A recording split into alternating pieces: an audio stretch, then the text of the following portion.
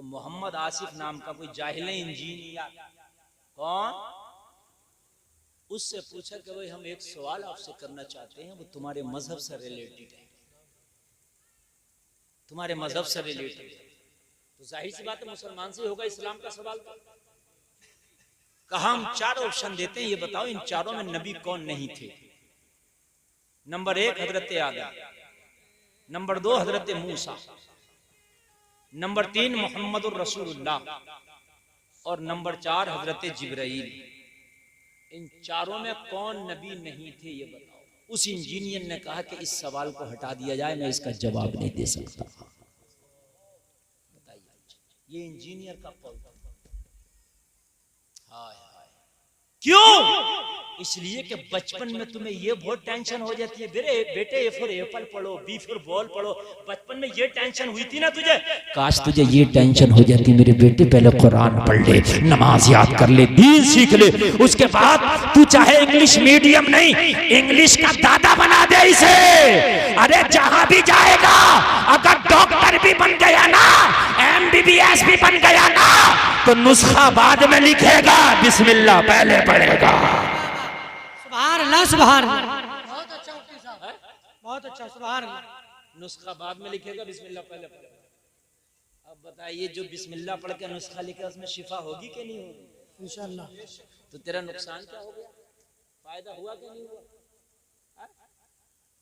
अभी एक MBBS का स्टूडेंट तालिब इल्म था, DU से उसने MBBS किया, मेरे रामपुर का है, मेरी मुलाकात हुई, मैंने कहा क्या कर रहे हो, कहने लगे मैंने MBBS पूरा कर लिया। तवज्जो की बात है, जरा भेजे पर अगर असर कर जाए। मेरी तकरीर जरा कुछ हटके होती है दूसरे लोगों से। मैं नफ्स को टटोलता हूँ, हकीम वही है जो मर्ज की दवा देते है कि नहीं? रिपोर्ट के इंतजार में मैं नहीं रहता, मैं नफ्स पकड़ के देखता हूँ कि जरूरत क्या है। तवज्जो कीजिए। मैंने कहा बेटा क्या पढ़ा तुमने? बोले मैं MBBS मुकम्मल कर लिया। मैंने कहा सरकारी सीट मिली थी गवर्नमेंट की सीट पर या पैसे की बुनियाद पर? 2 चीजों से होता है ना, एक सीट खरीदी जाती है और एक गवर्नमेंट की तरफ से मिलती है। तो जो खरीदी जाती है वो पैसे वाला ले लेता है, लेकिन जो मिलती है वो काबिल ही लेता है, वो नीट निकालने के बाद ही मिलती है।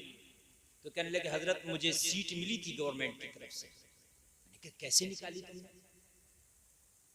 बात है कि नहीं यार, ये कामयाब सीट है, ये भी बड़ी सीट है। कहने लगा हजरत 1 साल तैयारी की, फेल हो गया नीट। अच्छा, दूसरे साल तैयारी की नीट निकालने के लिए, फिर फेल हो गया। मैंने कहा फिर कोचिंग सेंटर बदल दिया? बोले हाँ बदल दिया। मैंने कहा कहाँ गए? पहले कोटा में कर रहे थे, अब कहाँ कर रहे? कहने लगे ना कोटा में गया ना गोटा में गया। मैंने कहा कहाँ गए? बोले हमने 2 साल की कोचिंग करके नीट ना निकाल सके, फेल होकर मदरसे में दाखिला ले लिया। वाह वाह।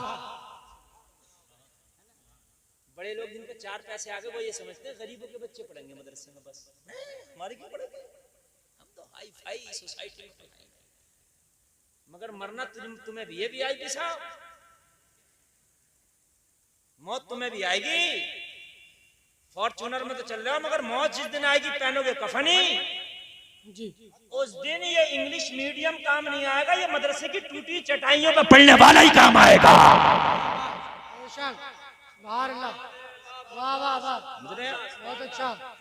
और मैं इंग्लिश मीडियम का मुखालिफ नहीं हूँ, सुन लीजिए, मैं खुद जो मदरसा बना रहा हूँ उसमें इंग्लिश मीडियम से मान्यता ले रहा हूँ मैं खुद, ये भी सुन लीजिए। मैं मुखालिफ नहीं हूँ, मगर मैं उनका मुखालिफ हूँ कि जो इंजीनियर डॉक्टर बन गए उन्हें नमाज और कुरान याद नहीं।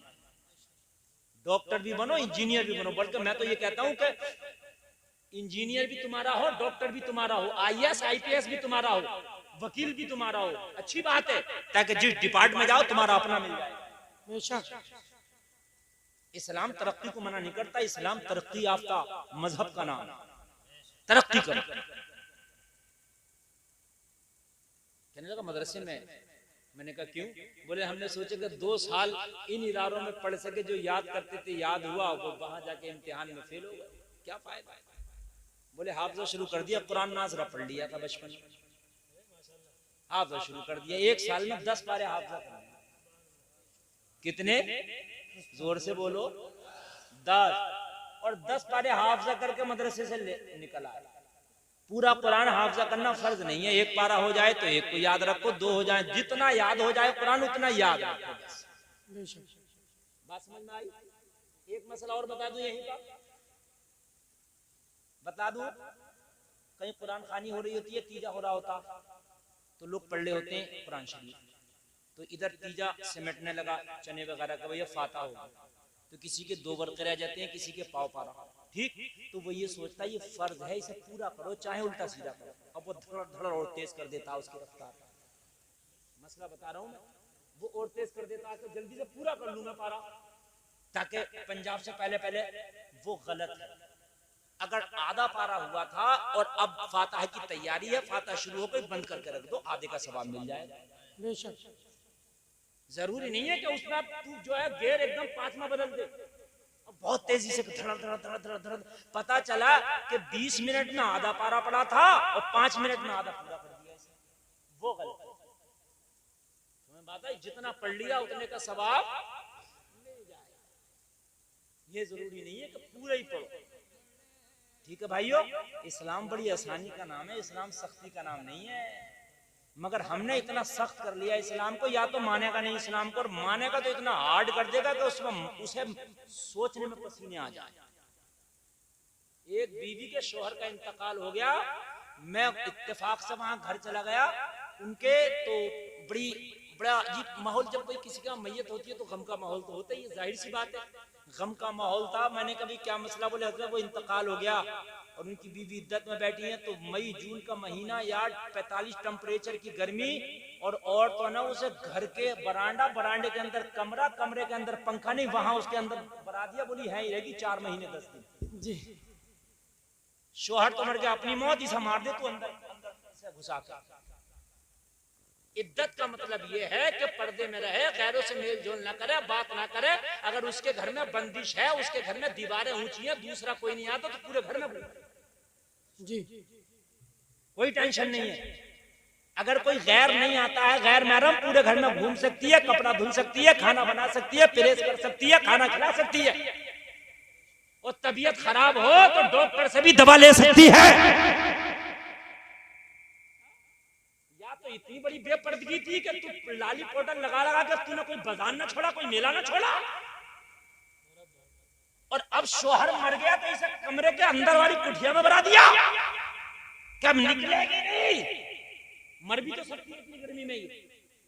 जी इस्लाम को आसान करो यार, बेशक इस्लाम मुश्किल नहीं है। एक शख्स नमाज पढ़ाता था, नमाज में बहुत लंबी लंबी सूरतें पढ़ता, नबी की बारगाह में शिकायत की, आका वो फला नमाज पढ़ाता, बड़ी लंबी लंबी सूरतें पढ़ता, नबी ने फरमाया, बुलाया, डांटा, कहा मैं दीन को आसान करता हूं, तू लोगों के सामने मुश्किल पेश कर रहा। दुआ मांगो तो उतनी लंबी ना मांगो कि लोग मांगते मांगते उगता जाए। बहुत से लोग दुआ मांगना शुरू कर देते तो इसमें अच्छाई समझते हैं, दुआ दिल से है। जी अब तुम मांग रहे हो और कोई आदमी सोच रहा है जल्दी खत्म करे, जल्दी खत्म करे, कहां से कबूल होगी बताइए मुझे। अल्लाह तो दिल के हाल को जानता है ना, मैं तो नहीं जान रहा इसके दिल में क्या, लेकिन अल्लाह तो जानता ना इसके दिल में क्या। बेशक बेशक जिसके दिल में ये अल्लाह कबूल कर ले उसकी तो कबूल होगी, जो करे यार ये खत्म कब करेंगे, या अल्लाह ये खत्म कब करेंगे। बात समझ में आ रही है कि नहीं आ रही? दीन को हार्ड ना बनाओ, दीन बहुत आसान है, इस पर आसानी के साथ अमल करो। बात समझ में आ रही है कि नहीं आ रही है? हाँ, या तो अमल नहीं करेंगे, और अमल करेंगे तो छोटी छोटी बातों पे इतनी तवज्जो देंगे, इतनी तवज्जो देंगे, इतनी तवज्जो देंगे कि जिसका कोई जवाब, वो बारीकियों में चले जाएंगे। पहले उसूल जो है उस उसूल पे आओ, फराबाद में पहले उसूल पे आओ। तो उन इंजीनियर साहब से जवाब नहीं दिया गया कि इसमें नबी कौन नहीं है। ये अफसोस की बात है कि नहीं है, बताइए। उसने सवाल हटा दिया, फिर कोई संस्कृत का सवाल पूछा तो उसने जवाब दे दिया, फिर उससे पूछा अच्छा बताओ उस सवाल का जवाब तुम देते क्या। तो शायद उसने कहा कि मैं ये कहता कि हजरत मूसा नबी नहीं है माज़अल्लाह। बताइए, जबकि हजरत मूसा इतने जलीलुल कद्र नबी, इतने मशहूर नबी हैं कि जिनका जिक्र कुरान में भी आया। बात समझ में आ रही है कि नहीं आ रही? अल्लाह, ये हमारे हाल है। मेरे भाई, मैं कह रहा था कुरान का सबसे पहला वर्ड ही है इक़रा। क्या है?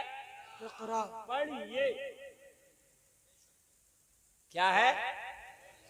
नबी की बारगाह में जब जिब्रील ने कहा इक़रा, पढ़िए, नबी ने फरमाया मैं नहीं पढ़ता। क्या फरमाया? जोर से बोले। इस पर बदअकीदों ने तर्जुमा किया कि नबी ने ये कहा कि जिब्रील मैं नहीं पढ़ सकता, मैं पढ़ा लिखा नहीं हूं। ये उनका सड़ा हुआ अकीदा बोल रहा है। नबी जिब्रील के सामने कहे मैं पढ़ा लिखा नहीं हूं, जिब्रील नबी से पढ़े। सुभान अल्लाह, सुभान अल्लाह। जो चीज जिब्रील ना समझे वो मुस्तफा समझाए। अरे खुदा के बारे में लोगों को किसने समझाया? जिब्रील ने कि नबी ने? नबी ने समझाया। अल्लाह एक है, तुम भी कह रहे हो अल्लाह एक है, कि तुम देख के आए हो, इसलिए कि नबी ने बता दिया अल्लाह एक है। बेशक बेशक। खुदा तो जिब्रील ने भी नहीं देखा, खुदा मेरे महबूब ने देखा है, मेरे मुस्तफा ने देखा। सुभान अल्लाह, सुभान अल्लाह, सुभान अल्लाह। तो इन्होंने तर्जुमा क्या किया कि मैं पढ़ा हुआ नहीं हूं। क्या तर्जुमा किया? कोई फातिहा ना देने से वहां भी नहीं होता, तीजा ना करने से वहां भी नहीं होता, मज़ार पे ना जाने से वहां भी नहीं होता। कान खोल के सुन लो, लोगों ने समझ लिया जो फातिहा करे वही सुन्नी है। पूरी जिंदगी मत फातिहा पढ़ो, सुन्नी रहोगे। लेकिन अगर ये कहो कि नबी पढ़े हुए नहीं थे, माज़अल्लाह जाहिल थे, तो ये अकीदा तेरा फिर वहाबियत वाला अकीदा है। बेशक बेशक। हाँ, नबी ने किसी से पढ़ा, क्यों पढ़े? उस्ताद का मर्तबा आला होता, शागिर्द चाहे कितना ही पढ़ाई क्यों ना हो जाए। तो अगर नबी किसी से पढ़ लेते तो उसका मर्तबा नबी से आला ना हो जाता? जी हैं? और नबी से आला मर्तबा किसी का है नहीं। आला हजरत कहते हैं सबसे आला व आला हमारा नबी, सबसे बाला व बाला हमारा नबी, सारे ऊंचों में ऊंचा समझिए जिसे, है उस ऊंचे से ऊंचा हमारा नबी, सारे अच्छों में अच्छा समझिए जिसे, है उस अच्छे से अच्छा हमारा नबी। कौन देता है देने को मुंह चाहिए, देने वाला है सच्चा हमारा नबी, जिसके तलवों का धो बने आबे हयात, है वो जाने मसीहा हमारा नबी। नारे तकबीर, नारे रिसालत, अज़मते मुस्तफ़ा, शाने मुस्तफ़ा, मसलके आला हजरत मुफ्ती गुलफाम रज़ा साहिब क़िबला। सुभान अल्लाह, सुभान। मैं नहीं पढ़ता। मुझसे आप कहें हजरत पैसे दो, मैं नहीं देता, तो इसका मतलब ये थोड़ी है मेरे पास है नहीं है, मैं देना नहीं चाह रहा। जी समझ में बात आई नहीं? अच्छा, तकरीर अच्छी लग रही है, समझ में आ रही है कि नहीं आ रही है? माशाअल्लाह, ये ओरिजिनल बातें मैं आपको बता रहा हूँ, और ये बातों की बड़ी जरूरत है। और फिर मैं नबी की सीरत पे आऊंगा, मैंने बयानी नबी की सीरत करना है, ठीक है? और उसके बाद तकरीर खत्म कर दूंगा। और मेरी तकरीर कितनी जल्दी 1 घंटा गुजर जाता है मुझे खुद पता नहीं चलता। सही बात है। तो नबी ने फरमाया मैं नहीं पढ़ता, मैं नहीं पढ़ता। इसका मतलब है मैं जानता हूं, पढ़ सकता हूं, मगर मेरी मर्जी नहीं पढ़ता मैं। यहां एक नुक्ता है, एक नुक्ता है। सूफिया फरमाते हैं अगर नबी, जबकि नबी को पता है कि ये अल्लाह का कलाम है जो शुरू हो रहा है, जी। ऐसा नहीं है कि पता नहीं था, माज़अल्लाह पता था, वही नाजिल हो रही है, अल्लाह का कलाम है, और नबी ने पढ़ना भी है, मगर कहा मैं नहीं पढ़ता। इक़रा का सिर्फ तर्जुमा होता पढ़िए, अम्र। सिर्फ क्या है? सिर्फ तर्जुमा क्या है? पढ़िए। नबी अगर पढ़ना शुरू कर देते, सिर्फ इक़रा पे, सिर्फ इक़रा का तर्जुमा पढ़िए, क्या पढ़िए? ये नहीं है, सिर्फ पढ़िए। इंग्लिश पढ़िए, हिंदी पढ़िए, संस्कृत पढ़िए, फारसी पढ़िए, अरबी पढ़िए, क्या पढ़िए? कुछ नहीं तर्जुमा निकाल सकते, सिर्फ पढ़िए। तो इक़रा का माना हिंदी पढ़िए, ये भी आ जाएगा, उर्दू पढ़िए, ये भी आ जाएगा, इंग्लिश पढ़िए, ये भी आ जाएगा, संस्कृत पढ़िए, ये भी आ जाएगा। तो अगर इक़रा पे नबी पढ़ना शुरू कर देते तो माना ये निकाला जा सकता था कि पैदा होने के बाद जो भी सामने आए पढ़ना शुरू करो, जो भी लैंग्वेज हो पढ़ना शुरू करो। तो इसका माना हो जाता, तो मतलब ये था कि बच्चे को जो चाहो पढ़ाना शुरू कर दो, मगर नबी ने इकरा पे मना कर दिया, मैं नहीं पढ़ता। जिब्रील बोले बिस्मी रब्बिकल्लज़ी खलक, पढ़िए अपने रब के नाम से जिसने आपको पैदा किया। तो नबी ने पढ़ना शुरू कर दिया। पता चला सबसे पहले पढ़ाई वो होगी जो अल्लाह के नाम से शुरू होगी। नारे तकबीर, नारे रिसालत, अज़मत कुरान, मसलके आला हज़रत, नारे तकबीर। बिस्मी रब्बिकल्लज़ी खलक, पढ़िए उस रब के नाम से जिसने आपको पैदा किया। रब के नाम से जब रब का नाम आया, मुस्तफा ने पढ़ना शुरू कर दिया, इशारा दे दिया सबसे पहले पढ़ाई शुरू होगी तो वो होगी जो अल्लाह के नाम से शुरू होती है। तो अल्लाह के नाम से कोई और पढ़ाई शुरू नहीं होती। मैंने कुरान खोला तो सबसे पहले लिखा है बिस्मिल्लाहिर्रहमानिर्रहीम, जिसका तर्जमा है अल्लाह के नाम से शुरू। इसका तर्जमा है अल्लाह के नाम से, अल्लाह के नाम से, यही तर्जमा है। और आला हजरत ने करेक्ट तर्जमा किया। बहुत से लोगों ने किया शुरू अल्लाह के नाम से, ये करेक्ट नहीं है। कुरान में कह दिया पढ़िए उस रब के नाम से जिसने पैदा किया, तो पहले रब का नाम आना चाहिए। जब पढ़ाई हो तो पढ़ाई बाद में हो, रब का नाम पहले हो। तो बिस्मिल्लाह में जो आला हजरत ने तर्जमा किया है, पढ़ाई बाद में, रब का नाम पहले। सुभान अल्लाह, सुभान अल्लाह।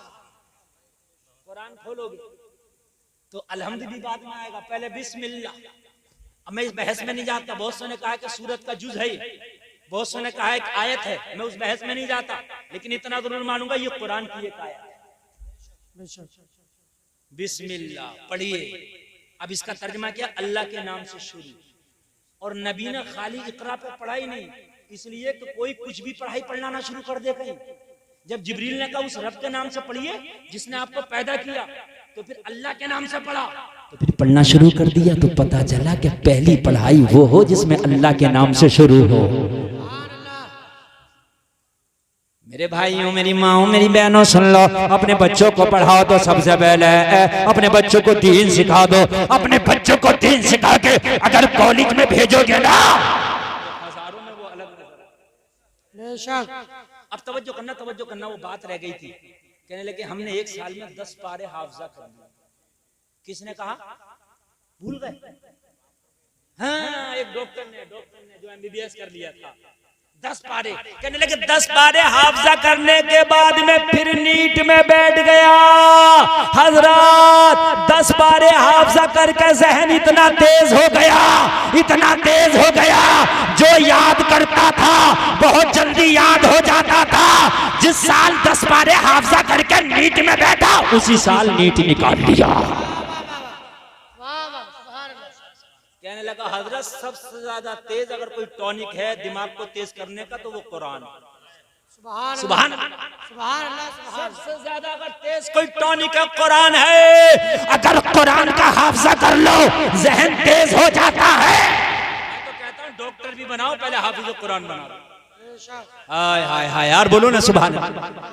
कितना अच्छा होगा कि तेरा बेटा डॉक्टर बना हो, हाफिज कुरान हो, तेरा बेटा इंजीनियर बना हो, पहले हाफिज कुरान हो, तेरा बेटा प्रोफेसर बना हो, पहले हाफिज कुरान हो।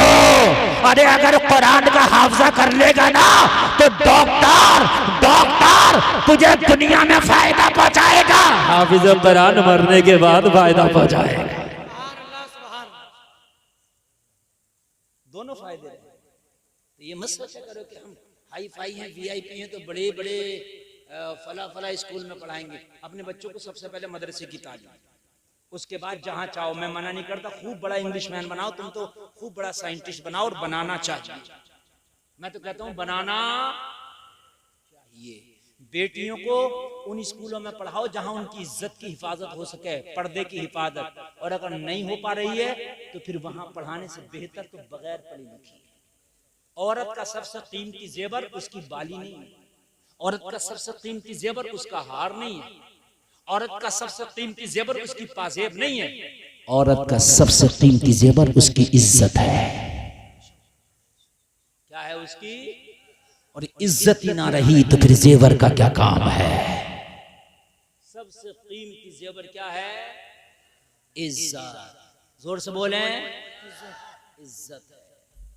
और इज्जत सिर्फ पर्दा में ही रह सकती है, बेपर्दा में इज्जत नहीं है। अब आखिरी बात बता के सीरत का पहलू आपके सामने रख दूं। अमीर कितने भी हो, लेकिन अगर पर्दा नहीं, इज्जत नहीं, पर्दा नहीं, तुम कहोगे कैसे? तो सुन लो, मेरी मिसाल सुन लो यार। हलवाई की दुकान पे जाना है, कोई हलवाई की दुकान आसपास में? जाना, गांव नहीं है, बाहर भी जाना। उस हलवाई की दुकान पे बर्फी रखी हो 500 रुपए किलो की, बड़ी महंगी, अमीर है। जलेबियों से तो मालदारी है ना? जलेबी 100-150 मिल रही है, ये 300-500 को मिल रही है, तो जलेबियों से मालदार हुई नहीं हुई? इमरती से भी मालदार है, और भी कई मिठाइयों से मालदार है। लेकिन हलवाई साहब ने कहा बड़ी मालदार है, व्हाइट है, खूबसूरत है, लाओ इसे काउंटर पे ऊपर रख दो ताकि मेरी दुकान की शोभा बढ़े। तो हलवाई साहब, शोभा तो बढ़ेगी मगर बर्फी बचेगी नहीं। मक्खी आएगी, वो टेस्ट करेगी, है? कलुआ, नथुआ, बथुआ, अकीरा, फकीरा, जो भी आगा, चाहे उसे चाहिए कुछ भी, टेस्ट बर्फी। मेरी बात गलत तो नहीं? क्या चाहिए कुछ भी, चाहे उसे बालूशाही चाहिए, चाहे उसको जो है जलेबी चाहिए, मगर वो टेस्ट इसे कर रहा। अरे भाई कलुआ बथुआ साहब, ये तो बताओ तुम्हें चाहिए जलेबी थी, बर्फी क्यों खा रहे हो? कह रहे जब फ्री में ऊपर रखी है तो टेस्ट करने में क्या जा रहा है? बात गलत तो नहीं है मेरी?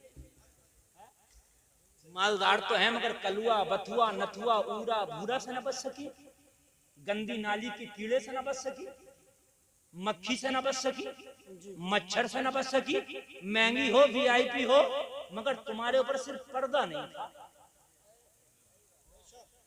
क्या नहीं था? एक बड़ा गरीब प्रोडक्ट है उसी की दुकान में, बहुत गरीब, निहायत गरीब। अब तो उस पे 1 रुपया बढ़ गया। मैं बचपन में उसे 4 रुपए का खरीदा करता था, 5 रुपए का आधा। पार्लेजी का बिस्किट 1 रुपया बढ़ा 20 सालों में। हाँ, बड़ा गरीब, कहाँ 500 रुपए किलो और कहाँ 5 रुपए का एक पैकेट। गरीब है कि नहीं है? लिफाफे में, पिन्नी में पैक, देखा ना आपने? वो भी रखा। कलुआ, बथुआ, नथुआ साहब आए, कहने लगे भाई हमने बर्फी तो चख ली, एक बिस्किट और चखा के दिखा दो। क्या कहता, तेरा दिमाग खराब है? तेरा दिमाग खराब है? ये बिस्किट चखाया नहीं जाता, ये वही चखता है जो इसकी कीमत अदा करता है। इससे पहले ये किसी के हाथ में नहीं दिया जाता।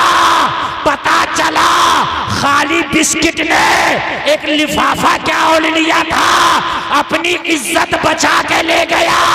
मक्खी उसकी इज्जत पे हरबा ना कर सकी, कलुआ, बथुआ, नथुआ उसकी इज्जत पे डाका ना डाल सका। जो बेटियां पर्दे में रहती है उनका अधिकार उन्हीं को होता है जो उनका महर अदा कर देते हैं।